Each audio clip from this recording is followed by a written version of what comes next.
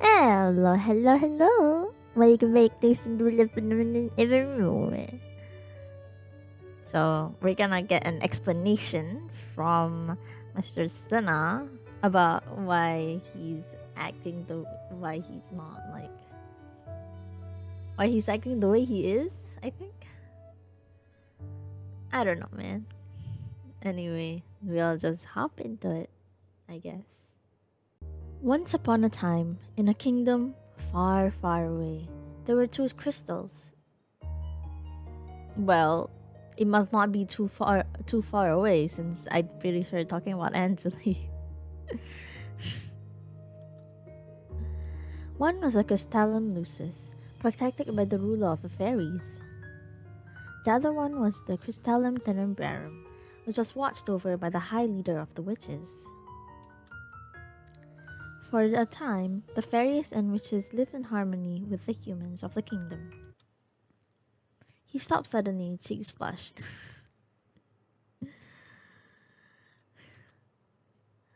You're laughing at me. What? I am not. Sinna just glares at me.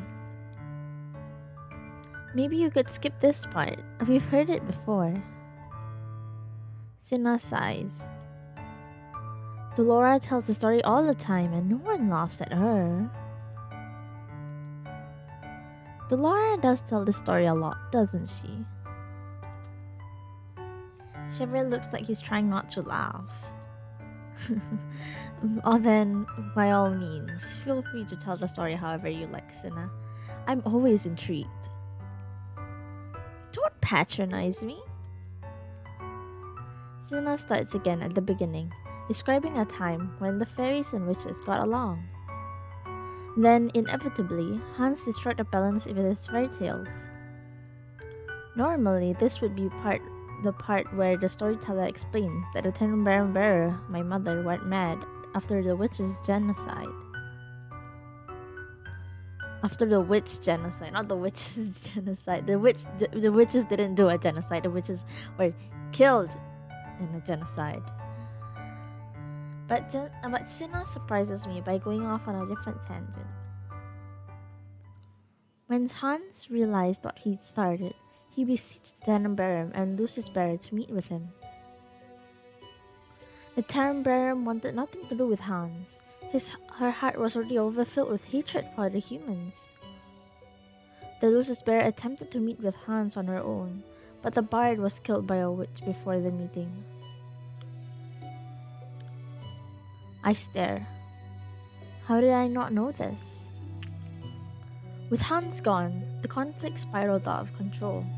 The Lucis Bearer fate. He stopped suddenly, his gaze forlorn. Fate? Parfait? Fate? What a lovely name. It suits her. It's literally the second part of her name. Parfait. Literally. Right there. Doesn't mean it's whatever. That's not the point, Chevalier. Sinna clears his throat. Rather than put an end to the Tenenbaum bearer's atrocities, fate clung to her hope and optimism. She did not try to stop the tragedy until much later. You know how the Tenenbaum works, Princess Lucette, so you must know why Fate was the way she was. The Tenenbaum gathers and stores negative emotions, and sends me those emotions to diffuse. This keeps the balance in check. It goes to the reason that the Lucis would gather positive emotions. It used to irritate me that Parfait was always so positive. I thought it was part of her personality, but you're saying that Parfait was the way she was because she absorbed positive emotions from the Lucis? Yes and no. Fate was an optimist at heart. The Lucis just magnified those feelings. It blotted out other necessary emotions like anxiety, caution, all things that contain within a Tenenbaum. My cousin lost herself to hope and refused to see reality. It wasn't until a Termbaran barrier killed the king and started wreaking havoc that fate finally took a stand. Even then, she only took action when another witch came to her with a plan to defeat Hildur. That would be Waltz. He told me the story of his apprenticeship before. Sinna pops a little sheep biscuit into his mouth and looks at us both expectantly. So do you see? You said before that you didn't want to make the same mistakes as Lady Parfait. Which means you've been closing yourself off to the Lucis because you don't want it to impact your judgment. You make it sound like I'm not doing my job because it sounds like you're not doing your job. You're... Look what he's saying. You've been closing yourself off to the Lucis. You ain't supposed to do that, mate.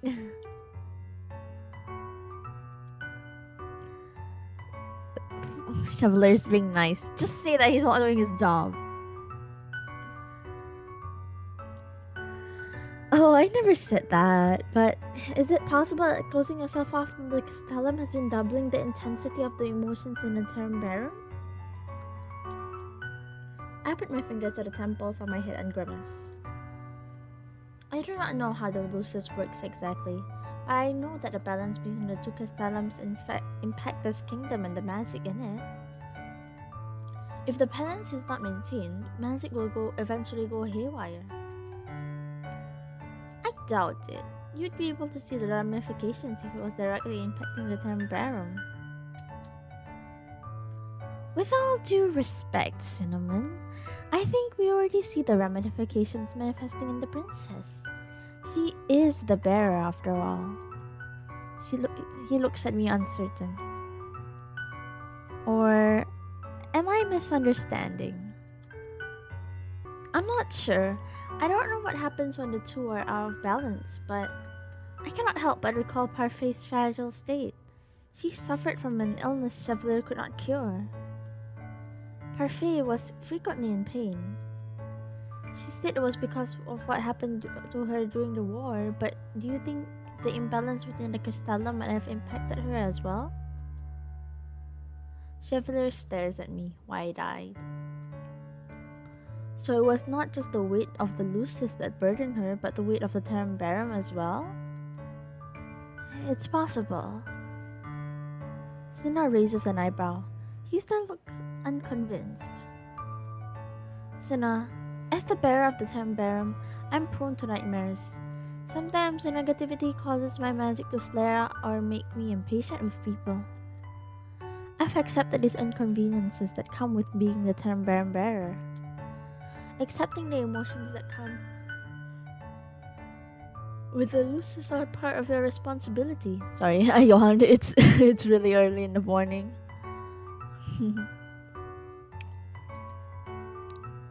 It's not the same thing, princess.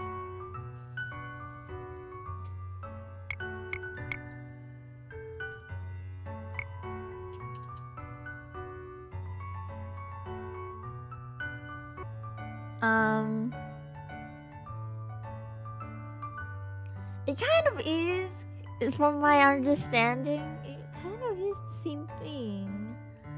Because maybe I shouldn't assume this is how the Lucis works, but for the Termbarum, like basically you have to control your feelings. You have to be in control of your feelings because it gives you negativity, right? As a bearer, it gives you negativity, so you must be able to control that in order for the balance to be within both crystals,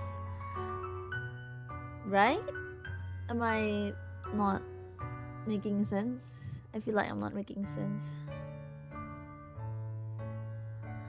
but I feel like making your emotions in check.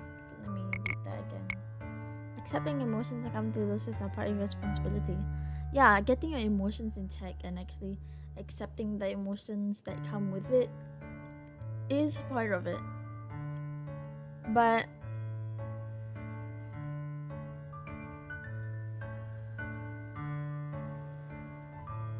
it might be different from the Lucis, you know. So maybe agree with him. I wanna see what agree with him does. No, it isn't. Sinna looks like he's about to argue, but then he pauses, realizing I have agreed with him. I'm sure the Lucis is different. I have no doubt that you know its inner workings better than I do. But in order to maintain the balance, Sinna, you can't close yourself off from it. How would you know how the balance works? Did Faye explain it to you? She did not. I do not have Parfait or Mother to help me figure this out. Even Delora and Waltz, for all their help, can only tell me what they know in theory. I'm pressing the wrong button. Cinnamon! What do you want, old man? I want you to be open-minded and listen. How are you ever supposed to come up with a consensus if you don't hear Princess to set out? Sinna snorts. I don't take orders from you.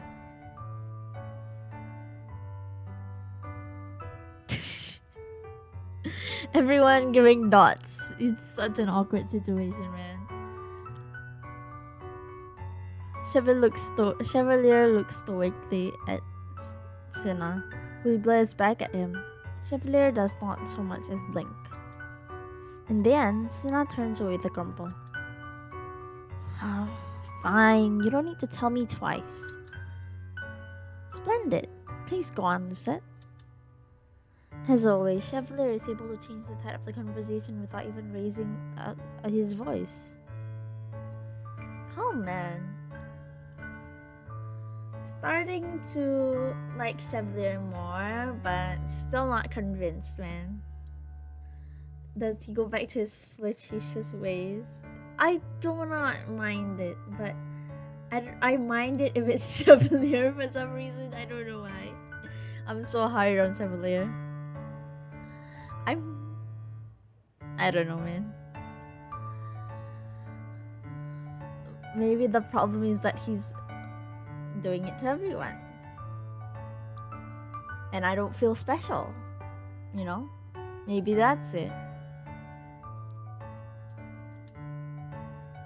I come at my argument from a different angle. Rather than insisting, I asked Sinna to rethink his methods. Oh my. Chevalier is quick to back me up, but he does so in a way that makes it seem as if he's seeing both sides of the argument. By the time we are done talking, Sinna looks defeated. Fine. I'll do what you ask, Princess, but only on the condition that you let me do it my way. Tiny Lord, you're much too cynical for your age. If you keep this up, you'll have permanent wrinkles on your face before the year is up. You should smile more often. And you need to learn how to face reality, old man. Chevalier just laughs. Life is all about balance, as they say. And I already have a very dedicated princess here to help me master it. He smiles at me fondly. Years ago, when I met Chevalier, he taught me the value of trust. I, in turn, lectured him on self-gratitude. I'd like to think that we both have been good teachers to each other, even if Chevalier does give it a lot more than he receives. Sinna sighs. I'm not in the mood for your philosophizing. Pfizer. Thank you very much. But I suppose you are in the mood for a cinnamon roll? Oh, the Lucis bearer is embarrassed. One more word and I will shatter your glasses. Chevalier is completely unscathed by the threat. He is smirking when he orders the cinnamon roll for Sinna. Relief washes over me as the date carries on. For the first time in a long while, things seem to be looking up.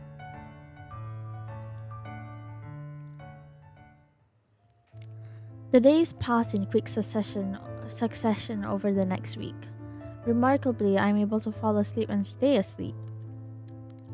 I do not know what or if Sinna has done anything to the Lucis, but I'm relieved for the changes regardless. It has been 4 days now since our talk at the cafe, and I have some time on my hands after meeting your father and the counselors.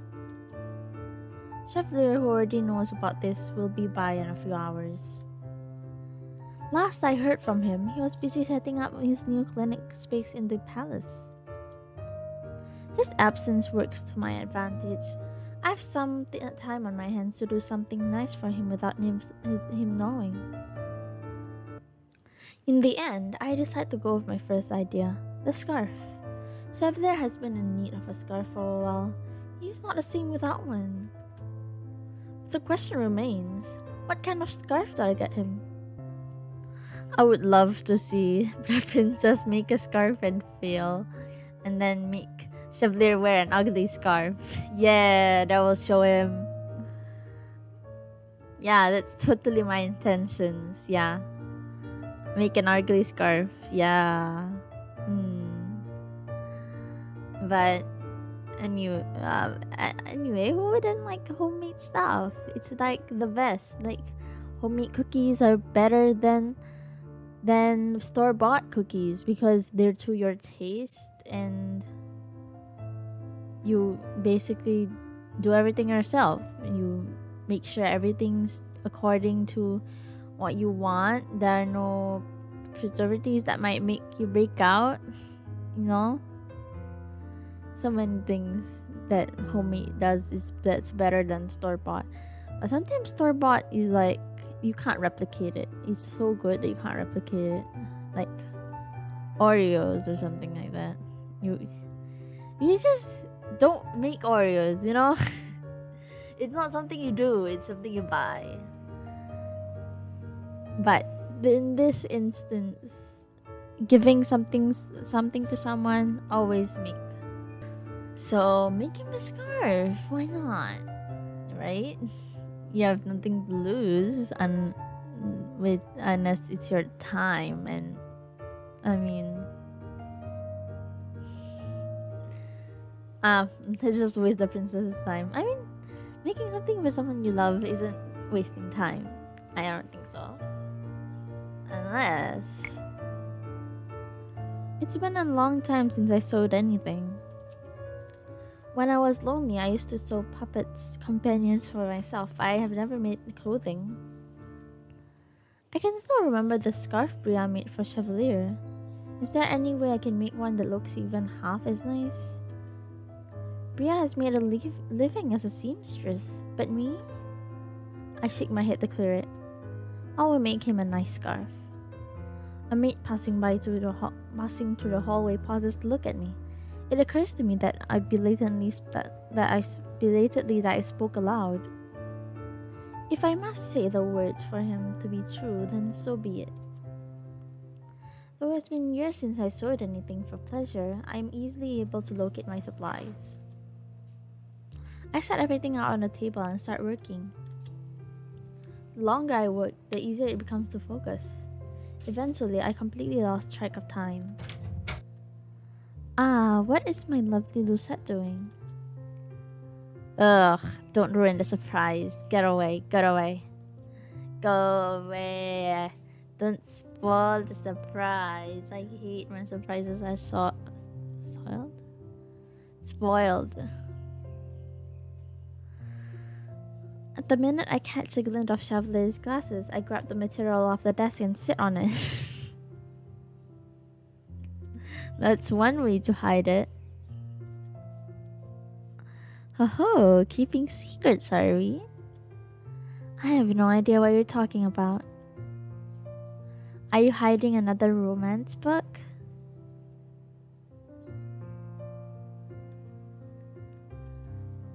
I will never forget the day Chevalier found me in here reading one of the romance books Emily lent me. It's not yours, so you don't have to be embarrassed. right? Or rather, he will never let me forget it. I should bring by another so we can read it together. The last time he read a romance aloud, I wanted to throw myself out the window. If you do that again, I will burn the book with magic. Even if it's Emmeline's? Even if it's Emmeline's. Especially if it's Emily. Being mean to Emmeline. Yes, we love this.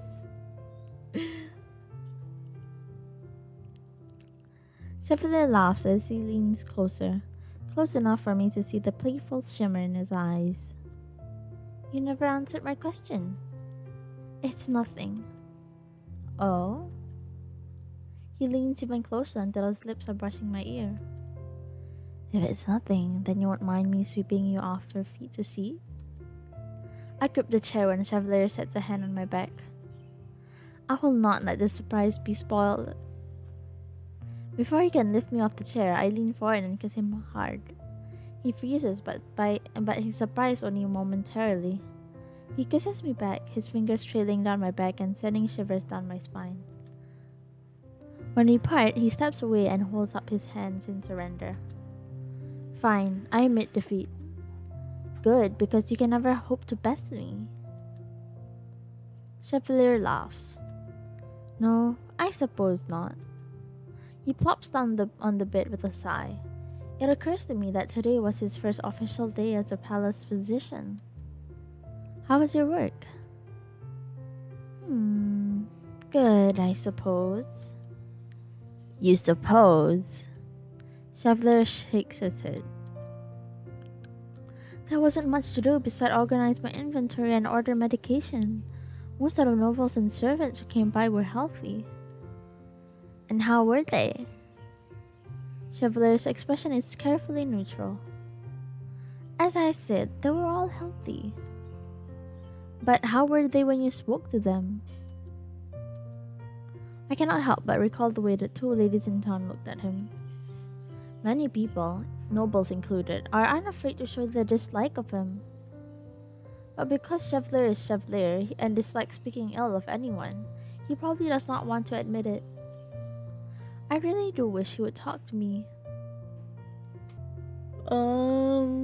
We're going for the normal end, so I guess press him for an answer. I know it makes people uncomfortable when you press for an answer. That's why I'm choosing that.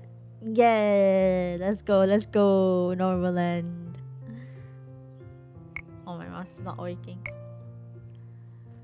Chev, how can I help you if you don't tell me the truth? Truth, then only the truth. The truth and the lies and the burger and the fries.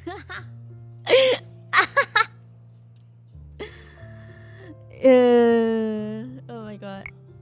Check out Bat Hunter of Devon.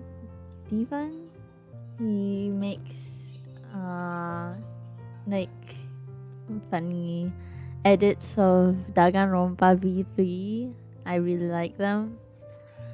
And that's where that reference of burger and fries come from. I love that. The truth and the lies and the burger and the fries.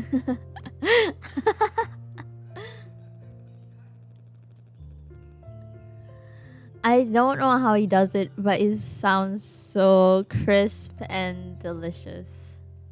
Check him out.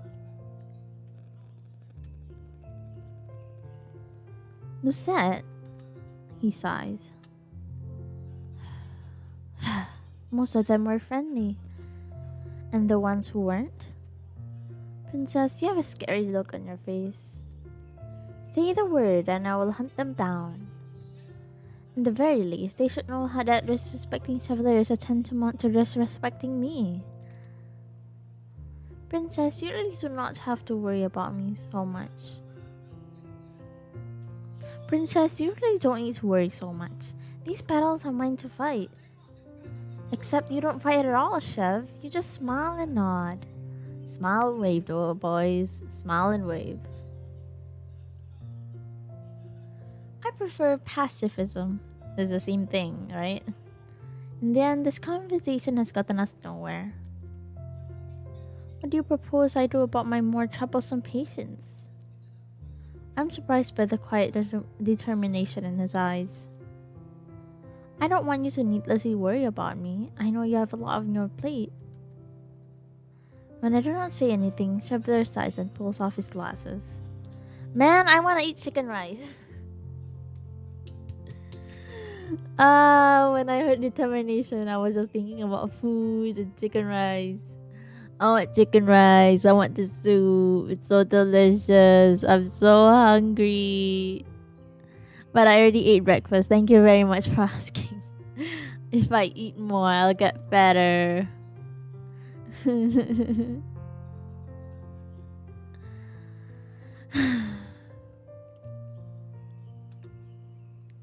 He regards me silently and with his violet eyes, gaze somber. I notice he only takes off his glasses when it is just the two of us. He is much easier to read when he's not wearing them. Oh, I did not realize that he took off his glasses. When did he take off his glasses? Oh, here. Oh, I read that and I didn't realize he put off his glasses. Wow. I'm smart.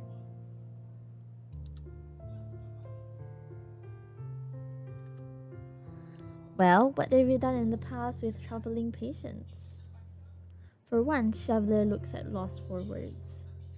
While he is distracted, I take the opportunity to quickly pull the uncompleted scarf from beneath me and fold it up. Then, before Chevalier can question what it is, I tuck it into a drawer and turn back to him. How mysterious. I clear my throat. Chev, do you ever think about what's good for you? I know what the answer to that question too, but I enjoy the bewilderment on his face when I say it aloud. What a silly question, Lucette. Of course I do. I eye him skeptically. I think maybe you should spoil yourself more often. Chevalier looks shocked, perhaps emboldens me with more than I should. Before he can object, I grab his glasses off the bed and settle them on the bridge of my nose. Sorry, let me say that again. I tilt the glasses in the hope that I can make them glint the same way Chevalier does. I think maybe you should spoil yourself more often, Chev. How can she see? Doesn't wearing glasses with prescription actually hurt? It hurts me when I put on somebody else's prescription because it's so blurry and it hurts my eyes. I hate blurry things. Not blurry, it just contorts your vision, So, doesn't it hurt? Chevalier's shock disappears, replaced by bemused glee. Oh, I don't think so at all. After all, I think I'm already the luckiest man in the world to be spoiled by you. Being spoiled by others and spoiling yourself are two different things. Oh, my princess, your words take on an even more sophisticated air with the glasses. Although, he laughs. I'm sorry, even though I'm sure you wear my glasses better than I do, I can't appreciate your beauty because I can't see you. Just how bad is your eyesight? You can tell by wearing the glasses because you can't see through them. If you can't see through them, his eyesight is bad. Can you see clearly with them? Is that your prescription glasses? What's going on? I don't get it. Miserable. I'm sitting right next to you. Not close enough, I'm afraid. I sigh out, but in the end, I shift closer so that I can lean my head on his shoulder. Chevalier does not miss the opportunity to plant a kiss on my forehead. He smiles. I was right. Your eyes are scintillating behind those lenses. Are they sparkling? What? Are the glasses sparkling? Sparkling? You always somehow manage to make your glasses shine. I'm afraid that's my secret technique, princess. Oh, secret jujutsu. I thought you would say that. Thank you for trying to cheer me up, Lucette. And for reminding me about something so important. I think the glasses do make you more convincing, by the way. I have no doubt they are the reason you are so silver-tongued. Chevalier looks horrified as I hand his glasses back. You make them sound like magic. But it is not so strange to think someone might have charmed them. You don't think that I was born charming? I wonder. Chevalier looks sure of himself when he puts on the glasses. Chevalier looks sure of himself when he puts the glasses back on. You promise that if someone bothers you, you'll come to me? I never keep secrets from you, Lucette. I never have, and I never will. Unless they're meant to be surprises, then that's a different thing entirely. He gives me a pointed look, a mischievous smile curling his lips. I'm sure you understand the excitement of keeping a secret. I shout nonchalantly as I can manage. I'll not rise to his bait. He is not finding out about my scarf. Anyway, other than a few disagreeable patients, everything has been splendid. I am enjoying the work so far. So long as I can help someone, I'm satisfied. Are you though? I don't know, like I said in previous episodes, I don't think he's being satisfied with helping nobles. Like, I think his thing is helping, like, commoners who can't help themselves, you know? It may not be the kind of work he's used to, but I hope Chevalier's patient will treat him well. The more I think about it, the more I question the reason. The more I think about it, the more I question the reason Chevalier moved his practice here to the palace in the first place. He said that he did it because the king personally offered him a job and he couldn't refuse, but... Chev, you didn't just move to the palace because of my father's proposition, did you? Oh no, I wanted a change of location. I get to be closer to you this way. But... Chevalier puts a finger to my lips. No buts, lovely princess. I moved to my practice here because I wanted to... You know how long I've thought about this? Oh, I read that wrong, but whatever. From what I remember, it was not very long at all. But Chevalier did not lie to me, so I will believe him. The tide of our conversation changes after that. Chevalier asks me about my day and I'm forced to make up a lie on the spot to avoid telling him the truth. We talked for a while after that and until I'm forced again to attend to my responsibilities. Oh, not done yet? After I finished all my daily obligations, I head to the forest for my last meeting. Laura is waiting for me in the clearing with her usual smirk on her face. I can sense the build up for a spell moments before I cast it. Moments before I cast the glass lamps into me, I erect a small shield to block her magic. I sigh as the magic shatters my shield. It's nice to see you too, Laura. She always greets me like this. She says it keeps me on my toes. Nice weather we're having tonight, isn't it? She looks at me curious. Where's the Casanova? He didn't follow you out tonight? He tried, but I didn't let him get very far.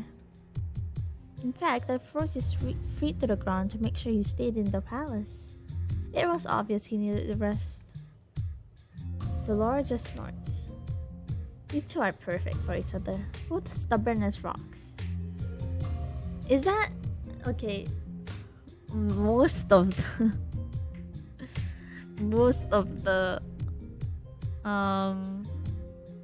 most of the guys, the playable choosable guys are like stubborn.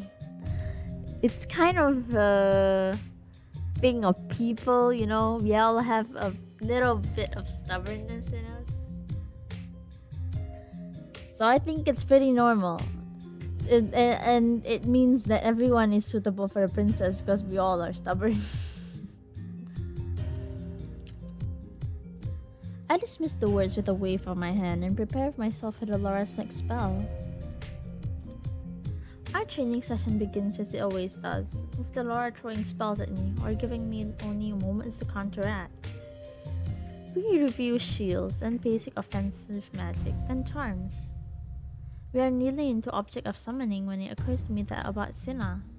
When he first arrived in Ansley, I watched his practices from the sidelines. But tonight he is nowhere to be seen. How is Sinna? Are you actually worried for him?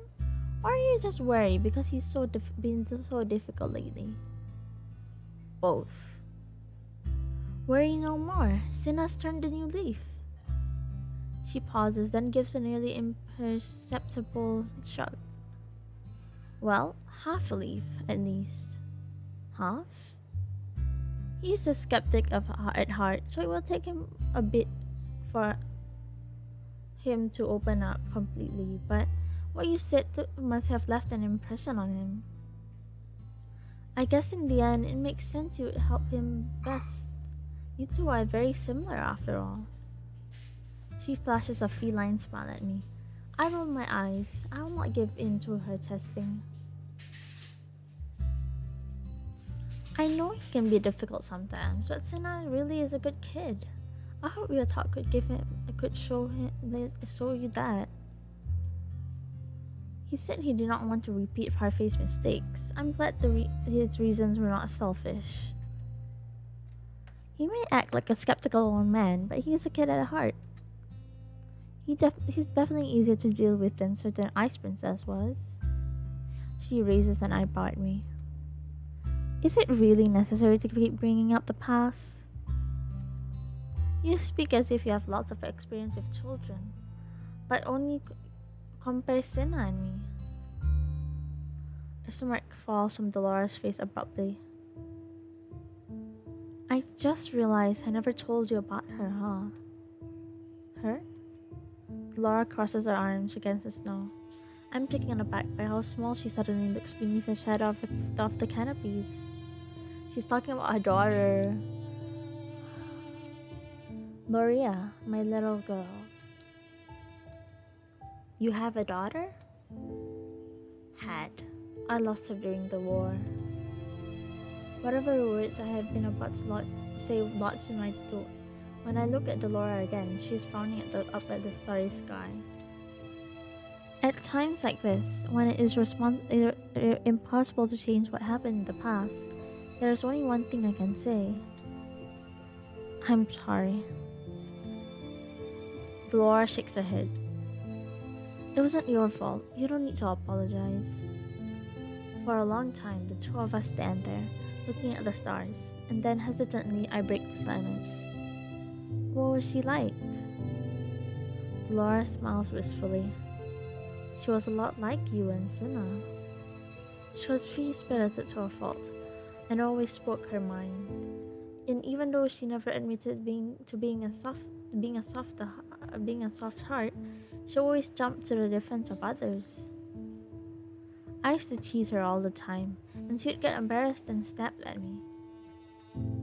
She was my greatest treasure. My mind whirls, supplying images of humans attacking Dolores' daughter. How could they have hurt a child? Dolores seems to read a question from my expression. She was killed during the war by Hilda. It was as if the air is torn from my lungs. Suddenly I feel cold, empty. I was unsympathetic to Hilda. She believed that the only way to show me how much she was suffering as a time bearer was to make me suffer. So she took away the person I loved most. Dolora, you don't have to say you're sorry, he said. For a long time, I've been wondering if I should even tell you this story. I never wanted to blame you to blame yourself. But now you know, after everything you've gone through, that you are not like Hilda. When Hilda killed my daughter, I thought I'd never get a chance to have someone like her in my life. But then you came along. Her smile mellows. I think if Loria had grown up, she would have been a lot like you, Lucette. And now I have the honor of watching over the taciturn fairy too. Taciturn. Lucky me, being able to watch over both the Tambarium and Lucius Bear. She steps close enough to set a hand on my shoulder. I know you said that in your nightmares your mother told you weren't good enough, but I know that's not true. I get to witness your magical strength every time we practice, and I know firsthand how dedicated you are. I cannot help but smile, even though my heart is heavy with so many revelations. Dolores' words make the burden easier to bear. I've Chevalier and everyone the merchant to thank for that. Dolores grins at me. Well, of course, but you remember what Parfait used to say? Goodness is innate in everyone. She taps my heart. Well. So really, you had it in you all along. She draws her hand away with a grin. So, do you feel better now? I should be asking you that. Dolores shakes her head. What's in the past is in the past. Honoring Loria's memory is all I can do for her now. Honoring her memory. I hope Sinna and I are able to do that for Parfait and Mother. Dolores backs away. No more getting sidetracked. Show me what you've got, princess. The lesson continues into the night. It is obvious, however, that Dolores and I have our minds on different things. I have no doubt she's thinking about Loria and me. I need to do my best to honor my own mother and to keep those I love from suffering. That includes Chevalier. Oh, blood. Oh, great. Dun, dun. Dun, dun. Jack of all trades, Chapter 4. Sinna has turned a new leaf, but I wonder how he's turned a new leaf. Like, I want to see him personally, to be honest. Like, I kind of hope that he's still as stubborn as ever, because that's who Sinna is. I hope that Lucius isn't changing him into something like Parfait, because he's him, and he should still be stubborn, you know. But I still want to see the changes in him, so I hope the next chapter will show us what Sinna is like.